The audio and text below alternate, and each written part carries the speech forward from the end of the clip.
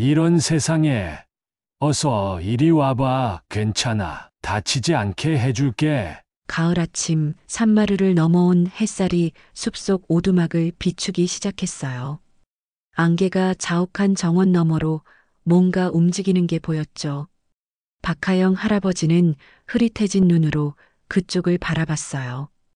78살의 할아버지는 40년 동안 대기업 재무부서에서 일하다 은퇴한 뒤 도시의 복잡함을 떠나 5년 전에 이곳으로 왔답니다. 예전엔 꼼꼼하게 숫자와 서류 더미에서 작은 오차도 찾아내던 눈이었는데 이젠 그 눈으로 자연의 작은 변화들을 바라보고 있었죠. 안개 속에서 어미 노루 한 마리가 다친 새끼를 데리고 조심조심 다가오는 모습이 보였어요. 새끼 노루의 뒷다리에선 선홍빛 피가 흘러내리고 있었답니다. 할아버지의 오두막은 정말 외진 곳에 있었어요. 산골 마을에서도 한참을 더 올라가야 하는 곳이죠. 창문으로 들어오는 햇살이 오래된 나무 가구들 위에서 살랑살랑 춤을 추는 것 같았어요. 벽에는 은퇴 후에 취미로 시작한 사진들이 걸려 있었는데 사계절 풍경 사진들과 손자들과 함께 찍은 몇 안 되는 가족 사진들이었죠. 작은 책장엔 평생 바빠서 읽지 못했던 소설책들이랑 최근에 관심을 갖게 된 정원 가꾸기 책들이 가득했어요.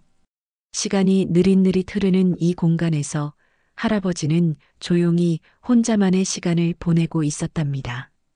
나무로 지은 오두막 밖으론 할아버지가 요즘 가꾸기 시작한 작은 텃밭이 있고 그 너머론 울창한 숲이 펼쳐져 있었어요. 할아버지는 매일 아침 따뜻한 차 한 잔 들고 이 풍경을 바라보는 게 일과였죠. 수십 년 동안 빽빽한 서류랑 컴퓨터 모니터만 봐오던 눈으로 이젠 매일 자연의 아름다움을 담아내고 있었어요. 근데 오늘 아침 그 익숙한 풍경 속에 뜻밖의 손님들이 찾아온 거예요. 어미 노루와 다친 새끼의 방문은 할아버지의 조용한 일상에 작은 파문을 일으켰답니다. 이 이야기를 끝까지 들으시면 여러분도 언젠가 맞이하게 될 인생 후반전과 생각지도 못한 새로운 의미를 발견하는 순간에 대해 살짝 엿볼 수 있을 거예요. 여러분은 지금 몇 살이신가요? 댓글로 알려주세요. 그럼 이제 본격적인 이야기를 시작해 볼게요. 박하영 할아버지의 하루는 해가 뜨기 전 새벽부터 시작됐어요. 40년간의 회사 생활이 몸에 밴 습관이랄까요? 은퇴한 지 5년이 지났는데도 새벽 5시만 되면 눈이 저절로 떠졌답니다. 예전엔 그 시간에 일어나 출근 준비를 했지만 이젠 차분히 아침을 맞이하는 여유를 즐기게 됐죠. 할아버지는 서울 강남의 한 대기업에서 재무부서 과장으로 시작해 부장까지 올라간 사람이었어요. 숫자와 씨름하던 날들, 예산회의에서 밤을 새우던 기억들이 아직도 선명했죠. 회사에선 철부장이라고 불렸답니다. 철저하고 꼼꼼해서 붙은 별명이었어요. 실수는 용납 안 되는 세계에서 그는 완벽주의자로 살았죠. 하지만 그 완벽함을 위해 많은 것을 희생했답니다. 가족과의 시간, 자신만의 취미, 그리고 무엇보다 자연과의 교감이요. 그때는 몰랐지. 빌딩 숲에 갇혀 살면서 진짜 숲을 잊고 있었다는 걸. 할아버지가 이 산골로 오게 된 건 아내와의 사별 이후였어요. 40년을 함께한 아내는 할아버지가 은퇴하자마자 긴 투병 끝에 세상을 떠났죠. 아들과 딸은 이미 각자의 가정을 꾸려 바쁜 일상을 살고 있었고 큰 아파트에 혼자 남겨진 할아버지의 마음은 점점 공허해졌답니다. 그러던 어느 날 젊은 시절 등산을 좋아하던 추억이 떠올랐고 우연히 부동산 앱에서 본 이 산골 오두막이 그의 눈길을 사로잡았어요. 자식들은 처음엔 걱정했죠. 아버지, 도시에서 평생 사셨는데 갑자기 산골로 가시면 적응하기 힘드실 거예요. 하지만 할아버지의 마음은 이미 정해져 있었어요. 어쩌면 도시의 소음과 번잡함에서 벗어나 자신만의 시간을 가지고 싶었는지도 모르겠네요. 오두막으로 이사온 첫날, 맑은 공기와 새소리에 할아버지는 오랜만에 마음의 평화를 느꼈답니다. 처음엔 물 깃는 법부터 장작 패는 법까지 모든 게 서툴렀지만 도시에서 완벽했던 철부장은 여기선 모든 걸 처음부터 배우는 초보 산골 주민이 됐어요. 그 과정이 의외로 즐거웠답니다. 마을 주민들은 할아버지를 서울 양반이라 부르며 살갑게 대해줬어요. 특히 일주일에 2번 장을 보러 내려가는 날이면 이장님 부부가 운영하는 작은 슈퍼에서 이런저런 이야기를 나누곤 했죠. 서울 양반, 오늘은 뭐 필요하신가? 어제 들어온 고춧가루가 참 좋던데. 그렇게 5년의 시간이 흘렀고 할아버지는 이제 이곳에 완전히 적응했어요. 텃밭에는 상추와 고추, 방울토마토가 자라고 봄이면 나무를 뜯어 반찬을 만들었죠. 직접 담근 된장으로 끓인 된장찌개 맛은 서울 어느 유명 식당보다 맛있었답니다. 하지만 할아버지의 마음 한편에는 여전히 채워지지 않는 공허함이 있었어요. 아이들은 명절에나 한 번씩 찾아오고 전화도 일주일에 한 번 정도. 주변엔 사람들이 있었지만 진정한 교감은 부족했죠. 때로는 밤하늘의 별들을 바라보며 아내에게 말을 걸기도 했어요. 여보, 난 잘 지내고 있어. 걱정 말어. 그런 할아버지의 일상에 변화를 가져온 건 바로 그 가을 아침이었답니다. 아침차를 마시려던 할아버지의 눈에 들어온 노루 가족. 특히 다친 새끼 노루의 모습은 할아버지의 마음을 움직였어요. 수십 년간 회사에서 감정을 숨기고 살아왔지만 그 순간만큼은 가슴이 먹먹해졌답니다. 야생동물은 건드리면 안 된다지만 저렇게 다친 채로 두면 살 수 있을까? 할아버지는 잠시 고민했어요. 그리고 천천히 오두막 문을 열고 밖으로 나갔답니다. 어미 노루는 경계하는 눈빛으로 할아버지를 바라봤지만 도망가진 않았어요. 마치 도움을 청하러 온 것처럼 그 자리에 서 있었죠. 괜찮아, 도와줄게. 할아버지의 부드러운 목소리가 아침 안개 속으로 퍼져나갔어요. 그리고 그 순간부터 할아버지의 고요했던 일상에 작은 변화의 바람이 불기 시작했답니다. 할아버지는 조심스럽게 다친 새끼 노루에게 다가갔어요. 평소 사람을 경계하는 노루들인데 이상하게도 도망가지 않았죠. 어미 노루는 거리를 두고 지켜보면서도 할아버지가 새끼에게 가까이 가는 것을 허락하는 듯 했어요. 어디 보자. 덫에 걸렸구나. 새끼 노루의 오른쪽 뒷다리는 밀렵꾼이 설치한 덫에 찍힌 듯 했어요. 다행히 뼈는 부러지지 않은 것 같았지만 깊은 상처에서 피가 흘러내리고 있었죠. 할아버지는 오두막으로 들어가 응급처치 용품을 가져왔어요. 회사에서 안전관리 담당자로도 일했던 경험이 도움이 됐죠. 가만히 있어. 아프겠지만 조금만 참아. 소독약을 묻힌 거즈로 상처를 조심스럽게 닦고 항생제 연고를 바른 뒤 붕대로 감싸줬어요. 새끼 노루는 아픔에 몸을 떨었지만 할아버지의 손길이 해치려는 게 아니라는 걸 본능적으로 느꼈는지 크게 저항하지 않았답니다. 여기 덫을 설치한 사람이 있나 봐. 이런 짓을 하다니. 할아버지의 눈에서 오랜만에 분노가 일었어요. 은퇴 후 평화로운 삶을 살아온 그였지만 이런 불법 밀렵은 용납할 수 없었죠. 처치를 마친 후 할아버지는 주변을 둘러보며 다른 덫이 없는지 확인했어요. 약 100m 떨어진 곳에서 비슷한 덫을 하나 더 발견했고 조심스럽게 해체했답니다. 그날부터 할아버지의 아침 산책은 달라졌어요. 단순히 자연을 즐기는 것이 아니라 숲속 곳곳을 살피며 불법 덫이 없는지 확인하는 일종의 순찰이 됐죠. 일주일 동안 총 5개의 덫을 발견해 제거했고 산림청에 신고도 했답니다. 요즘 밀렵꾼들이 다시 활동하나 봅니다. 저희가 순찰을 강화하겠습니다만 혹시 또 발견하시면 연락 주세요. 산림감시원의 말에 할아버지는 고개를 끄덕였어요. 한편 다친 새끼 노루는 할아버지의 헛간에서 회복 중이었답니다. 처음엔 겁에 질려 구석에 웅크리고 있었지만 3일째 되던 날부터는 할아버지가 가져다 주는 풀을 조금씩 먹기 시작했어요. 어미 노루는 매일 아침 저녁으로 헛간 주변을 맴돌았죠. 할아버지가 문을 열어두면 들어와서 새끼를 확인하고 다시 나갔어요. 처음엔 할아버지를 경계했지만 점차 그의 존재에 익숙해진 듯 했답니다. 너희들 덕분에 난 오랜만에 누군가를 돌보는 기분이구나. 할아버지는 노루들에게 말을 걸었어요. 대답은 없었지만 말하는 것만으로도 마음이 따뜻해지는 기분이었죠. 마치 오랫동안 닫혀있던 마음의 문이 조금씩 열리는 것 같았어요.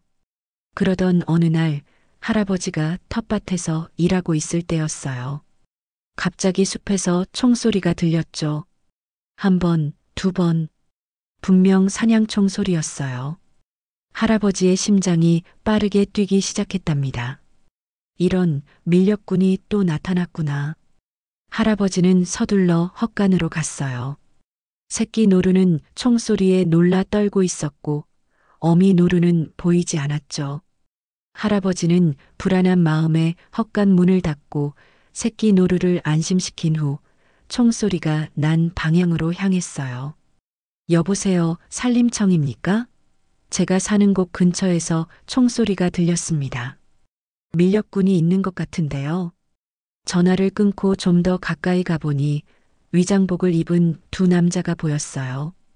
그들 중 한 명이 총을 들고 있었죠. 할아버지는 가슴이 철렁했어요. 어미 노루는 무사할까?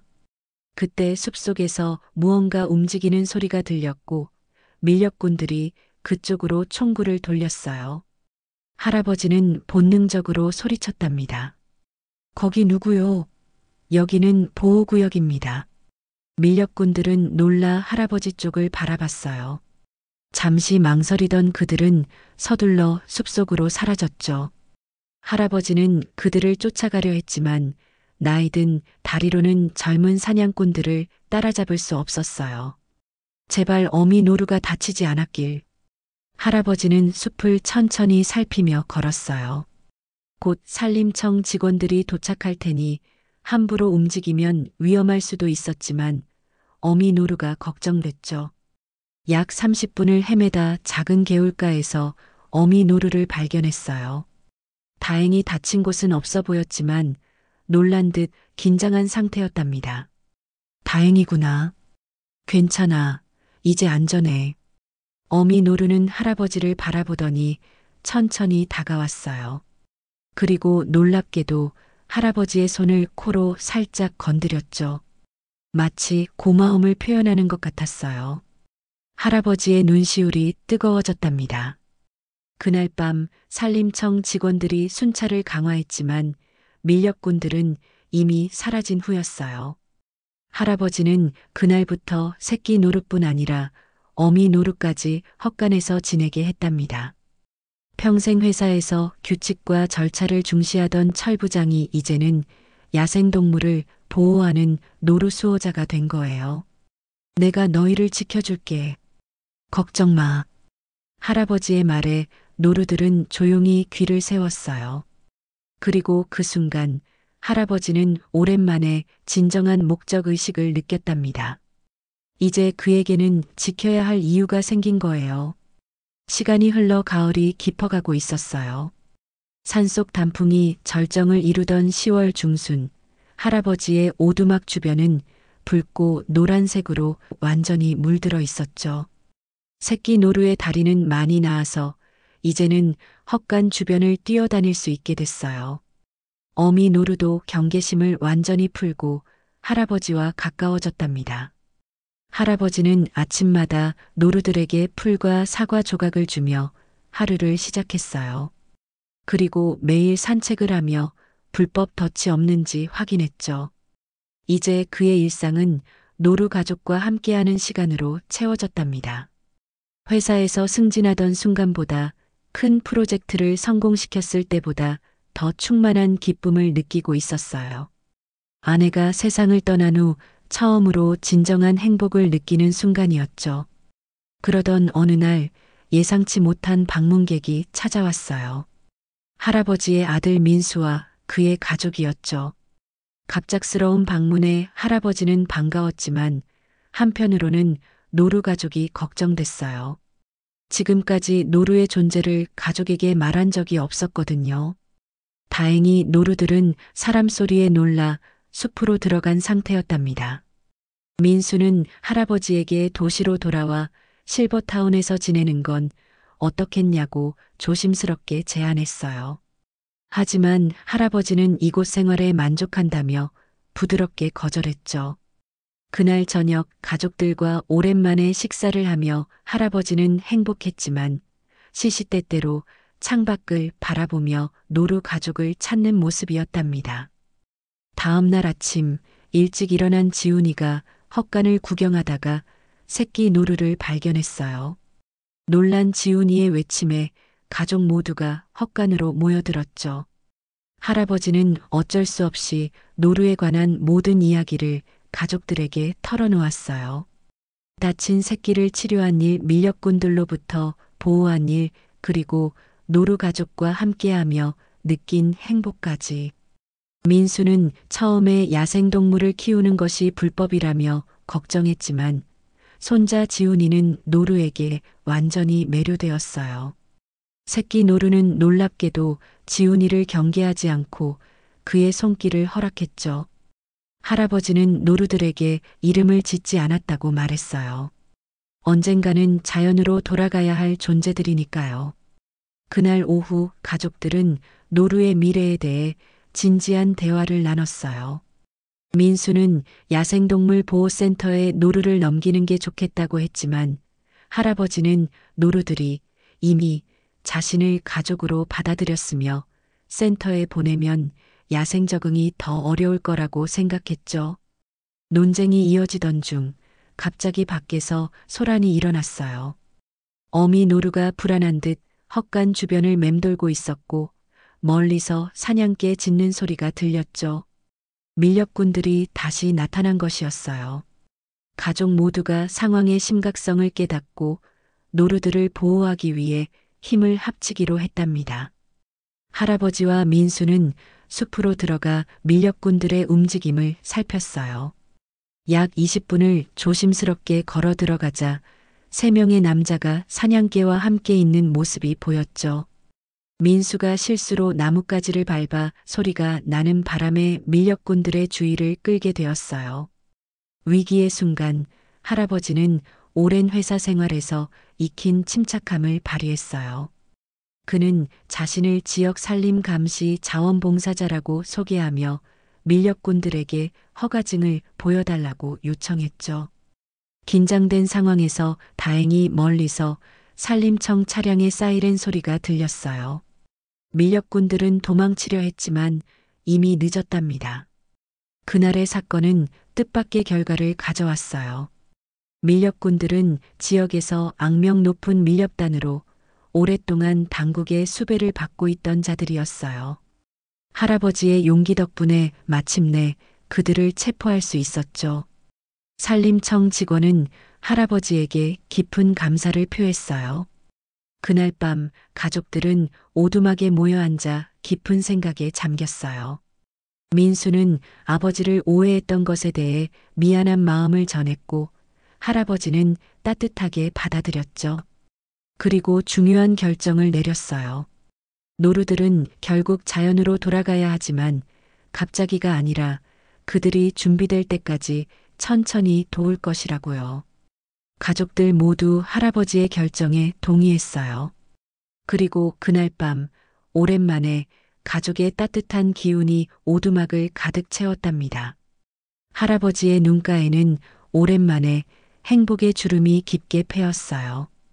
가을이 지나고 첫눈이 내리기 시작한 11월 말 할아버지의 오두막은 하얀 눈으로 덮였어요.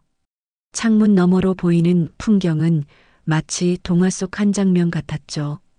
새끼 노루의 다리는 완전히 나아서 이제는 어미 노루와 함께 숲속을 자유롭게 뛰어다닐 수 있게 됐어요. 하지만 그들은 여전히 아침 저녁으로 할아버지의 오두막을 찾아왔답니다. 밀렵단이 체포된 이후 이 지역은 더욱 안전해졌어요. 산림청에서는 순찰을 강화했고 주변 마을 사람들도 야생동물 보호에 관심을 갖게 됐죠. 할아버지는 뜻밖에도 지역 환경 보호 모임의 일원이 되었어요. 40년간의 회사 경험을 살려 체계적인 순찰 계획을 세우고 야생동물 보호 교육 프로그램을 제안했답니다. 박 선생님 덕분에 우리 지역 환경 보호가 많이 발전했어요. 정말 감사합니다. 이장님의 말에 할아버지는 쑥스러운 듯 미소 지었어요. 평생을 회사에서 철부장으로 불리며 살았던 그가 이제는 마을에서 존경받는 박 선생님이 된 거였죠. 그의 삶에 새로운 의미가 생겼답니다. 12월이 되자 노루 가족의 방문이 점점 뜸해졌어요. 처음에는 걱정했지만 할아버지는 이것이 자연스러운 과정임을 알고 있었죠. 노루들은 본능적으로 더 깊은 숲으로 들어가 겨울을 날 준비를 하고 있었어요. 할아버지는 그들을 붙잡지 않고 자연의 흐름을 존중했답니다. 12월 중순 민수가 다시 오두막을 찾아왔어요. 이번에는 혼자였죠. 아버지, 이번에는 좋은 소식을 가지고 왔어요. 민수는 설레는 표정으로 말했어요. 알고 보니 민수는 할아버지가 노루들을 돌보는 모습에 깊은 감동을 받아 자신의 회사에 야생동물 보호 기금을 제안했대요. 놀랍게도 회사에서 이 제안을 받아들여 상당한 금액을 지역 야생동물 보호에 기부하기로 했답니다. 게다가 지훈이가 학교에서 할아버지와 노루 이야기로 발표를 했는데 선생님과 친구들이 모두 감동받았대요. 학교에서도 환경보호 프로젝트를 시작했다고 하네요. 할아버지의 눈시울이 뜨거워졌어요. 자신의 작은 선행이 이렇게 퍼져나가다니 생각지도 못했던 일이었죠. 민수는 할아버지의 손을 꼭 잡았어요. 아버지, 이번 크리스마스에는 저희 집에서 함께 보내요. 지훈이가 할아버지 이야기를 계속 들려달라고 조르고 있어요. 할아버지는 고개를 끄덕였어요. 하지만 한 가지 조건이 있었죠. 크리스마스 이후에 바로 돌아와야 해. 노루들이 돌아올지도 모르니까. 1월 초 할아버지가 오두막으로 돌아왔을 때 모든 것이 고요했어요.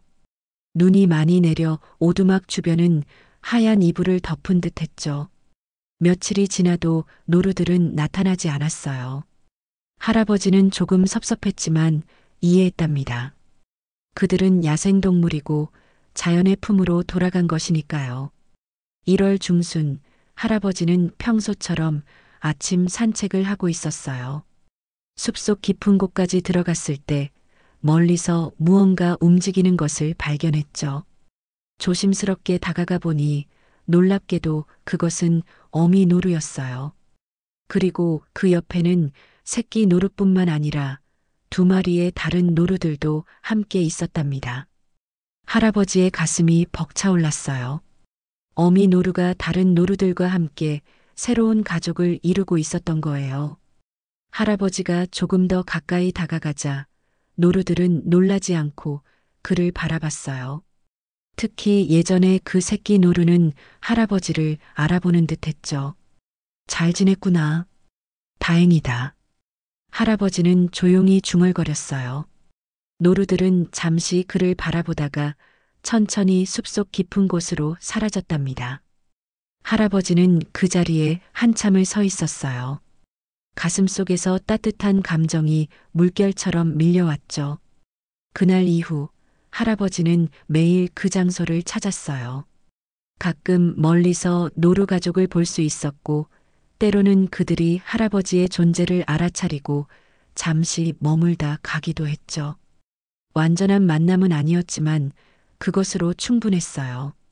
그들은 각자의 세계에서 살아가면서도 특별한 인연으로 연결되어 있었으니까요. 봄이 오고 산에는 새싹이 돋기 시작했어요. 할아버지는 텃밭을 더 넓혀 다양한 채소를 심었고 오두막 주변에는 야생동물들이 먹을 수 있는 열매나무도 심었답니다. 그의 삶은 자연과 더 깊이 연결되어 갔어요. 민수와 가족들은 이제 더 자주 할아버지를 찾아왔어요. 특히 지훈이는 할아버지와 함께 숲을 탐험하는 것을 좋아했죠. 할아버지는 도시에서 자란 손자에게 자연의 소중함을 가르쳐 주었어요. 할아버지, 저도 나중에 커서 할아버지처럼 자연을 지키는 사람이 될래요. 지훈이의 말에 할아버지는 손자의 머리를 부드럽게 쓰다듬었어요. 자신의 경험이 다음 세대에게 이어지는 것을 느끼며 깊은 보람을 느꼈답니다. 2년 후 할아버지의 오두막 주변은 작은 야생동물 쉼터가 됐어요. 마을 사람들과 함께 주변 환경을 정비하고 산림청의 도움을 받아 야생동물 보호구역으로 지정받았죠.